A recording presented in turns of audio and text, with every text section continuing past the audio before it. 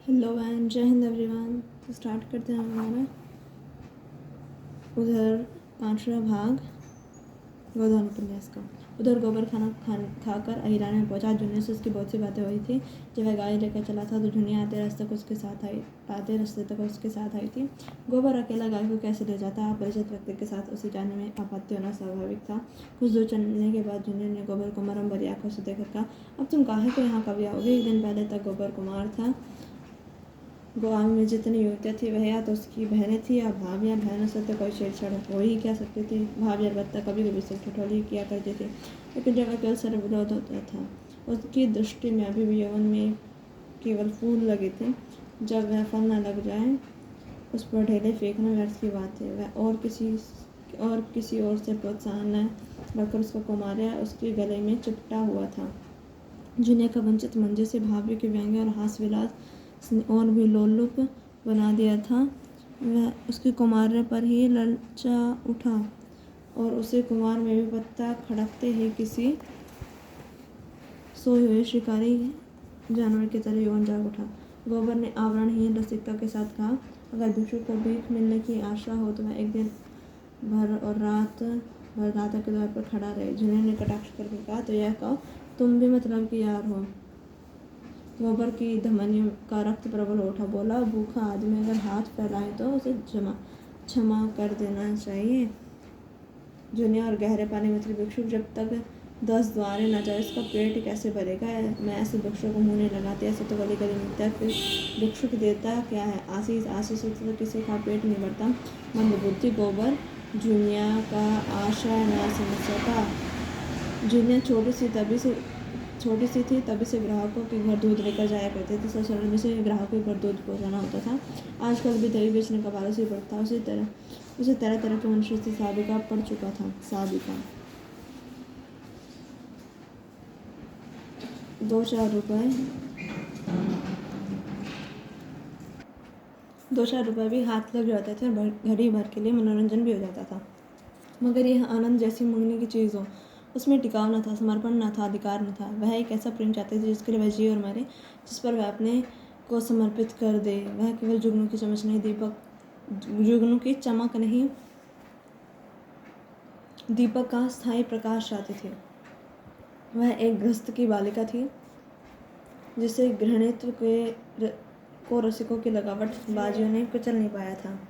गोबर ने कामना से उद्दीप्त मुख से कहा, भिक्षु को एक ही द्वार पर भेंट मिल जाए तो वह क्यों द्वार द्वार घूमे?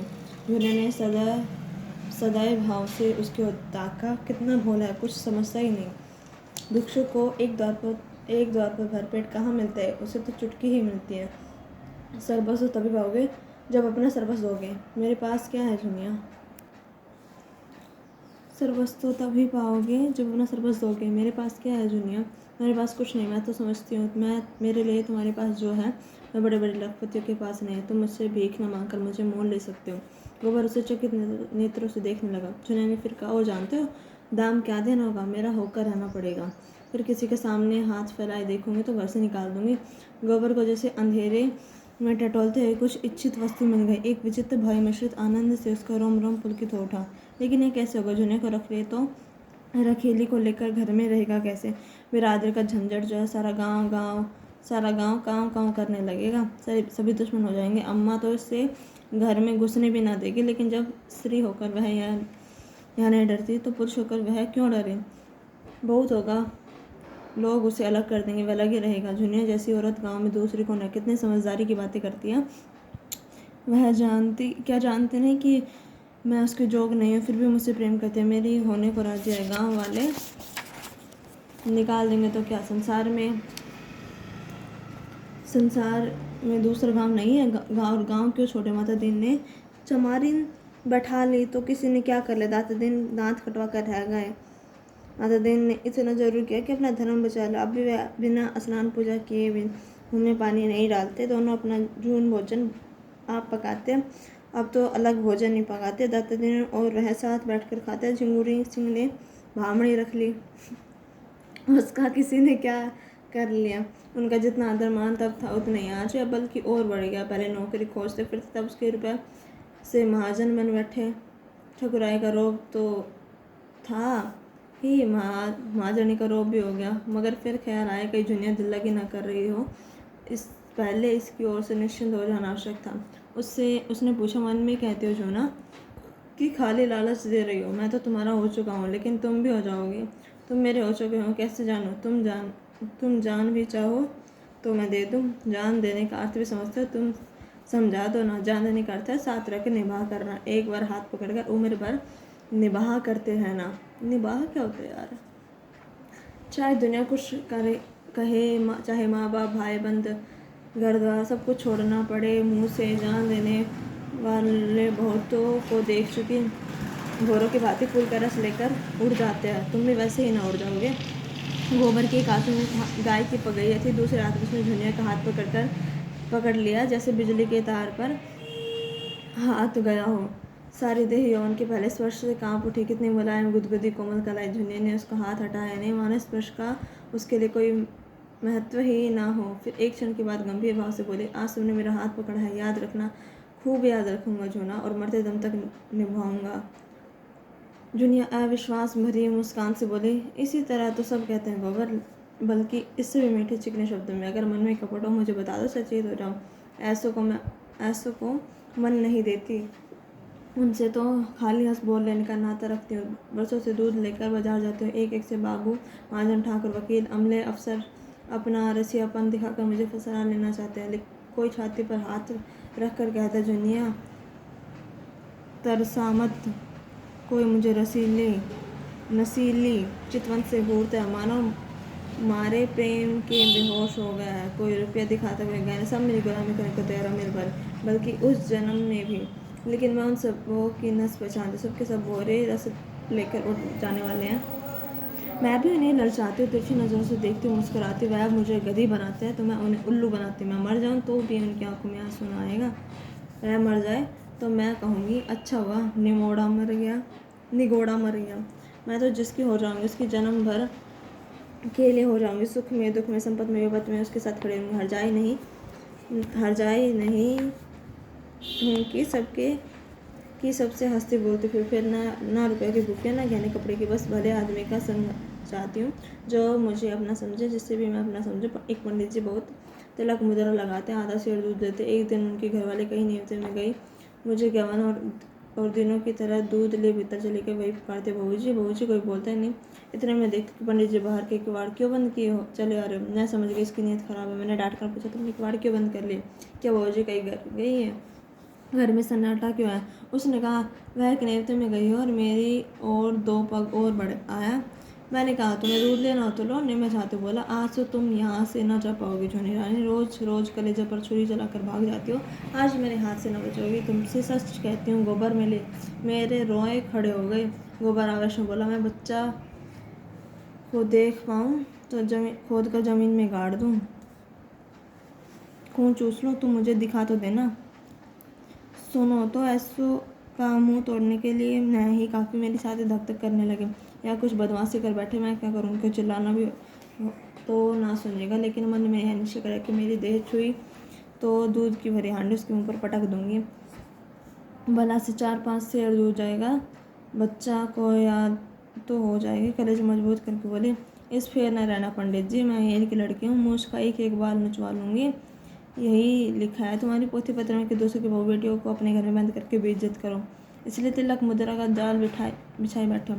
लगा हाथ जोड़ने, पैर पड़ने। एक प्रेमी का मन रख दोगे तो तुम्हारा क्या बिगड़ेगा झूना रानी? कभी कभी गरीब दया क्या करो।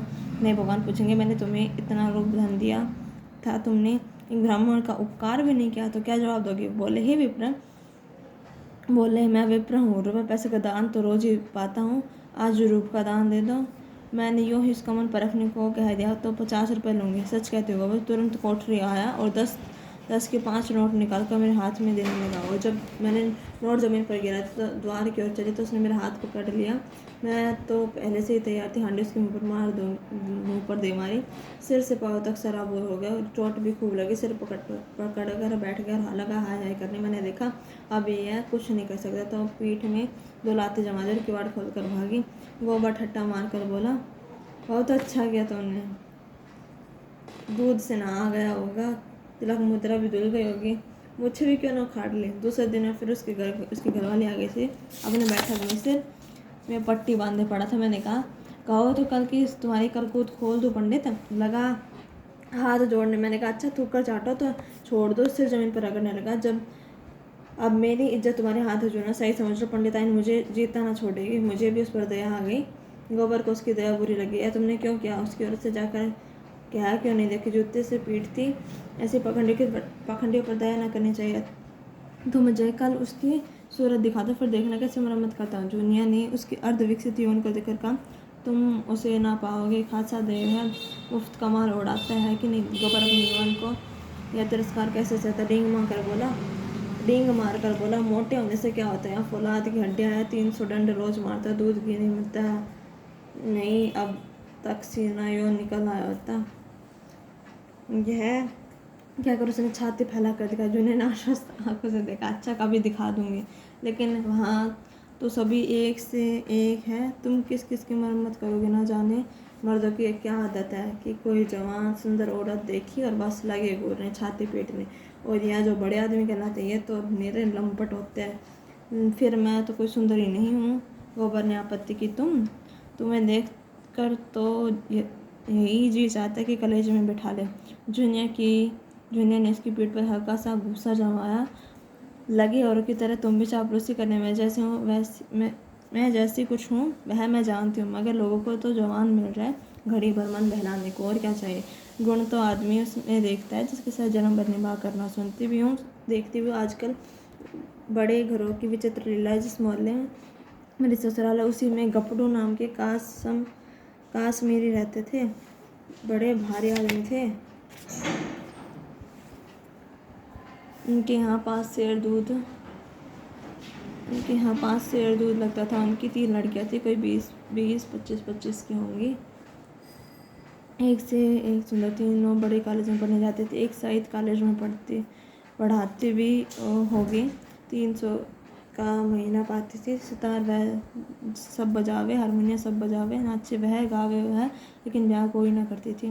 राम जनवे के स्मृति को पसंद करती थी कि मधुनी को पसंद नहीं करता था। एक बार मैंने बड़ी बीबी से पूछा तो हंसकर बोली हम लोग यह रोग नहीं पालते, मगर भीतर ही भीतर खूब गलछर्रे उड़ाती थी। जब देखो 2-4 लौंडे उनको घेरे गए तो सबसे बड़ी थी। वह तो कोट पतलून पहन कर घोड़े पर सवार होकर मर्दों के साथ सैर करने जाते थे। सारे शहर में उनकी लीला मशहूर थी। कपड़ों बाबू सिर नीचा किए खुल्ला जैसे मुंह में कालिक सी लगाए रहते थे। लड़कियों को डांटते थे, समझते थे, पर सबकी सब खुल्ला कहती थी तुमको हमारे वेश में बनने का कुछ मजाल नहीं है। हम अपने मन की रानी है, जो हमारी इच्छा होगी वही करेंगे। बेचारे बाप जवान लड़कियों से क्या बोले, मारने बांधने से रहा, डांटने डपटने से रहा, लेकिन भाई बड़े आदमियों की बात कौन चलाए। वह जो कुछ करे सब ठीक है, नहीं तो बिरादरी और पंचायत का भी डर नहीं। मेरी समझ में तो यही ना था कि किसी का रोज मन कैसे बदल जाता। क्या आदमी गाय बकरी से भी गया बीता हो गया है, लेकिन किसी को बुरा नहीं कहते भाई। मन को जैसा बना वैसा बनता है। ऐसों को भी देखते जिन्हें रोज की दाल रोटी के बाद भी कभी मुंह का स्वाद बदलने के हलवा पूरी भी चाहिए। और ऐसों को भी देखते हो जिन्हें घर की रोटी दाल देखकर ज्वर याद आता है। कुछ बेचारे ऐसे जो अपनी रोटी दाल में मगन रहती हैं, हलवा पूरी से तो उन्हें कोई मतलब नहीं। मेरे दोनों भावजों को ही देखो, हमारे भाई काने कुबड़े नहीं है। 10 जवान में 1 जवान है, लेकिन भावजों को निभाते हैं। उन्हें तो वह भाई जो सोने की बालियाँ बनाए, महीना साड़ी लाए, रोज चाट खिलाए, बांगिया और मिठाइयाँ मुझे भी कम अच्छी नहीं लगती। लेकिन जो कहो कि इसके लिए अपनी राज बेचती फिरूं तो भगवान बचाए इससे। एक के साथ मोटा झोटा खा पहन कर उम्र काट देना, बस अपना तो यही राग है। बहुत करके तो मर्द ही औरतों को बिगाड़ते हैं। जब मर्द इधर उधर ताक झाँक करेगी तो औरत भी आँख लड़ाएगी। मर्द दूसरी औरतों के पीछे दौड़ेगा तो औरत भी जरूर मर्द के पीछे दौड़ेगी। मर्द का हरजाईपन औरत को भी उतना बुरा लगता है जितना औरत का मर्द को। यही समझ लो। मैंने तो अपने आदमी से साफ कह दिया था, अगर तुम इधर उधर लपके तो मेरी भी इच्छा होगी वह करूँगी। यह चाहो कि तुम अपने मन कहीं करो और औरत को मार के डर से अपने काबू में रखो तो यह ना होगा।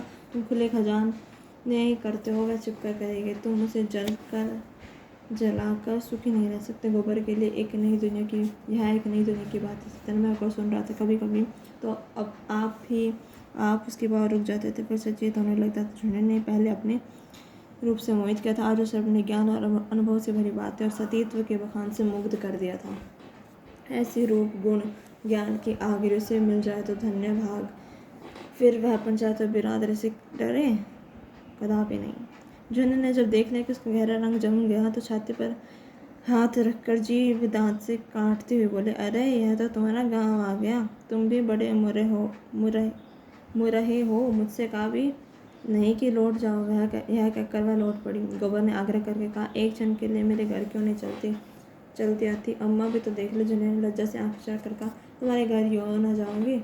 मुझे तो यह चल है कि इतने दूर कैसे आ गई। अच्छा बताओ, आप कब आओगे। रात को मेरे द्वार पर अच्छी संगत होती है, चले आना, मैं अपने पिछवाड़े में मिलूंगी। और जो ना मिली तो लौट जाना। तो फिर मैं ना जाऊंगा। आना पड़ेगा, नहीं कह ही देती हूँ। तुम भी वचन दो कि मिलोगी। मैं वचन नहीं देती तो मैं भी नहीं आता, मेरी बला से। जुनिया अंगूठे दिखाकर चलते। प्रथम मिलन में ही दोनों एक दूसरे पर अपना अपना अधिकार जमा चुके थे। जुनिया जानते थे कि वह आएगा, कैसे न आएगा। गोबर जानता था कि वह मिलेगी, कैसे न मिलेगी। गोबर जब अकेला गाय को हाँकता हुआ चला तो ऐसा लगता था मानो स्वर्ग से गिर पड़ा है।